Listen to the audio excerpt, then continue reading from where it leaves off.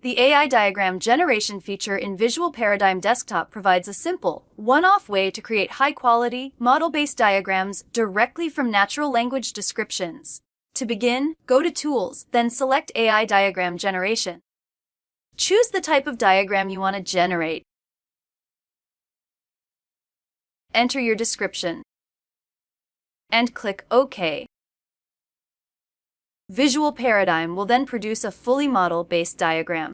All elements are reusable across your project, and any changes you make will automatically synchronize wherever those elements are used.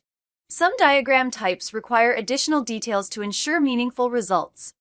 For ArchiMate and ArchiMate 4 diagrams, you need to specify the viewpoint. For C4 models, you must specify the diagram level, such as context, container, or component.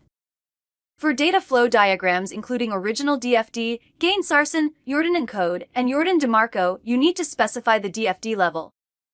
This feature is available in VisualParadigm Professional Edition and above, as long as your license includes active software maintenance.